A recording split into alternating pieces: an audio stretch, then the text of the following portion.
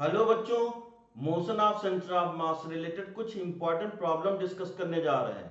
ये motion of centre of mass, तो position vector of centre of mass equal to m1 r1 vector plus m2 r2 vector plus एसो on upon m1 plus m2 plus एसो on.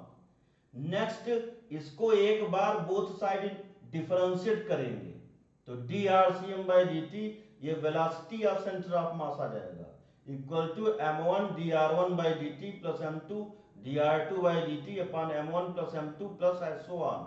तो velocity of centre of mass equal to M one V one vector plus M two V two vector upon M one plus M two plus एसो on. इसको differentiate करेंगे T के respect में तो D V C M upon D T equal to A C M हो जाएगा।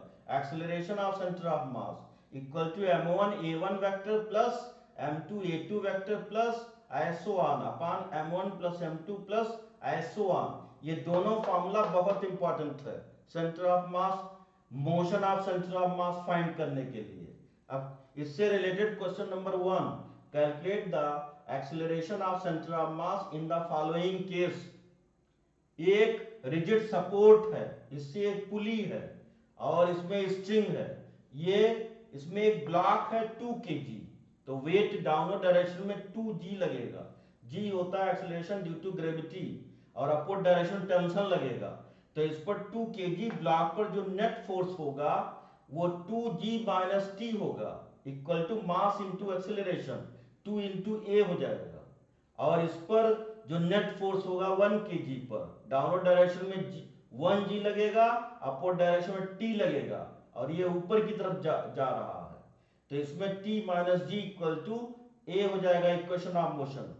तो इसमें इसको ऐड करेंगे तो टी टी कैंसिल आउट हो जाएगा तो 2g minus G equal to 3a हो जाएगा। तो g इक्वल टू 3a हो जाएगा तो a equal to g by 3 होगा। अब इसमें acceleration of centre of mass formula use करेंगे तो equal to m1 a1 vector plus m2 a2 vector upon m1 plus m2। m1 2 kg है, m2 1 kg है। Acceleration a1 equal to g by 3 आया है, वो डाउनवर्ड डायरेक्शन में है। a2 equal to g by 3 upward direction में है। तो एक को पॉजिटिव लेंगे तो दूसरा नेगेटिव होगा। अगर डाउनवर्ड डायरेक्शन को पॉजिटिव ले रहे हैं तो अपवर्ड डायरेक्शन वाला नेगेटिव होगा। तो ACM centre of mass centre of mass of acceleration, जो सेंटर ऑफ मास का एक्सेलरेशन है ACM vector equal to 2g/3 plus 1 minus g/3 upon 3 हो जाएगा।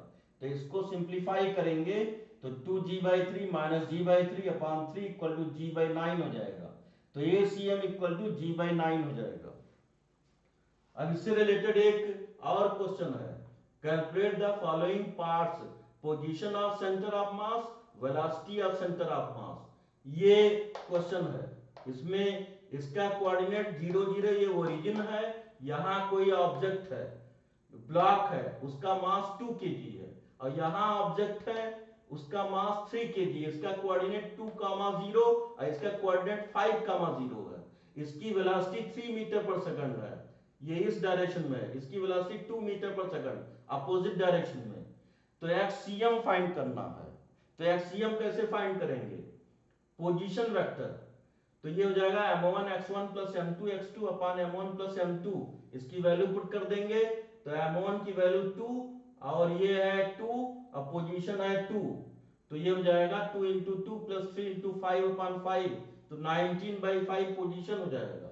अब वेलोसिटी ऑफ सेंटर ऑफ मास, इस ऑब्जेक्ट की वेलोसिटी 3 मीटर पर सेकंड, ये 2 मीटर पर सेकंड है। तो m1 v1 vector plus m2 v2 vector upon m1 plus m2 हो जाएगा।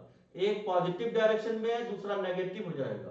तो 2 into 3 plus 3 into minus 2 upon 5 हो जाएगा इक्वल टू 0 हो जाएगा।